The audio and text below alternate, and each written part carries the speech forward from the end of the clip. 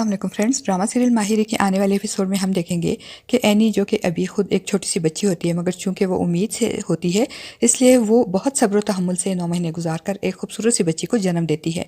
Any को एक बाहिम्मत और मजबूत लड़की दिखाया गया है जो कि अपने घर के टफ रूटीन के साथ साथ अपनी पढ़ाई को भी जारी रखती है।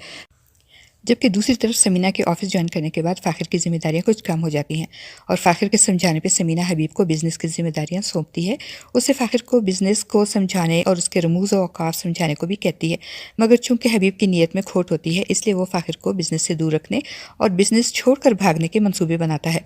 फ़ाखिर भी अपने आप को अब आज़ाद महसूस करता है और बिज़नेस पर तवज्जो नहीं देता, तो समीना एनी से कहती है कि अगर फ़ाखिर कारोबार पर तवज्जो नहीं देगा तो पूरी दुनिया इसका यह हक छीन लेगी।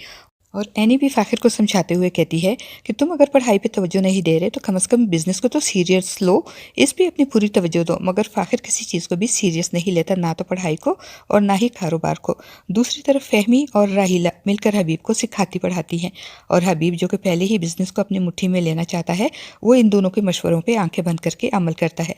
ऐसे में साइका जो कि दिल की बहुत साफ़ होती है और अपने माँ के फैसले की तायद करती है और खुश होती है कि अम्मा ने सारा बिज़नेस और कारोबार फ़ाखिर के नाम करके अपनी आकबत संवार ली है। इसको फ़हमी और हबीब की बदनीयती पे शक हो जाता है और वो फ़हमी से कहती है कि कहीं तुम्हारी और हबीब की नीयत तो फ़ाखिर और समीना भाभी के कारोबार को हड़प करने की तो नहीं। मगर फ़हमी ने भी कच्ची गोलियां नहीं खेली होती, वो कब इसके सामने इकरार करेगी।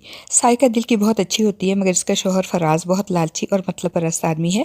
जब इसका ज़हीर साहब के बिज़नेस और जायदाद में से हिस्सा मिलने का ख्वाब पूरा नहीं होता तो वो साइका पर बहुत नाराज़ होता है और घर से बाहर अपनी दिलचस्पी का सामान तलाश करता है और वो किसी शाजिया नामी औरत की मोहब्बत में गिरफ्तार हो जाता है और साइका से अपनी बेवफाई करता है। साइका को इस पे शक तो हो जाता है, मगर वो इस पे अभी तक फराज पे अपने शक जाहिर नहीं करती।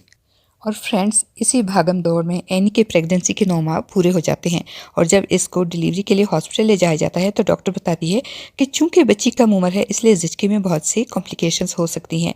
ये सुनकर आयशा अपनी बेटी के लिए बहुत परेशान हो जाती है और इसको एहसास होता है कि इतनी छोटी उम्र में एनी की शादी करके इसने बहुत गलती की है और एनी के साथ बहुत जुल्म किया है। फ्रेंड्स, यहाँ आपको बताती चलूँ कि समीना ने तो इस शादी की बहुत मुखालफत की थी, मगर आयशा हबीब की बातों और जायदाद के लालच में आकर एनी की शादी के लिए मान गई थी।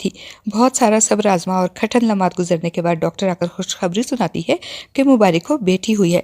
तो आयशा खुशी खुशी जाकर नन्ही परी एनी के पास ले जाती है और इसे दिखाती है। एनी अपनी बेटी को देखती है तो इसकी आंखें भर आती है और अपनी बेटी के मुस्तकबिल के लिए फिक्रमंद हो जाती है, क्योंकि हमारे माशरे में सारी जिम्मेदारियां औरत ही के कंधों पे होती हैं। मर्द तो शोहर होकर भी हर जिम्मेदारी से बरी जिम्मा हो जाते हैं। खुद एनी ने भी तो इस छोटी सी उम्र में कितना कठिन वक्त देखा है अपने बड़ों की जिद की वजह से। और अब तो एनी की जिम्मेदारियां मजीद बढ़ जाएंगी। घर की मुकम्मल जिम्मेदारी और पढ़ाई के साथ साथ अब इसको इस नन्ही सी जान की जिम्मेदारियां भी उठानी होंगी। समीना और आयशा बच्ची की पैदाइश पे बहुत खुश होती हैं, मगर फ़ाखिर बहुत शर्मिंदा और परेशान होता है कि वो अब अपने दोस्तों का सामना कैसे करेगा। मगर फ़ाखिर बच्ची की परवरिश में एनी की मदद करेगा और इसका भरपूर साथ देगा।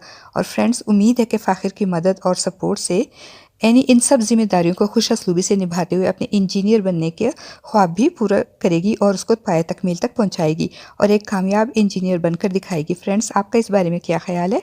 अपनी राय का इजहार कमेंट बॉक्स में ज़रूर कीजिएगा।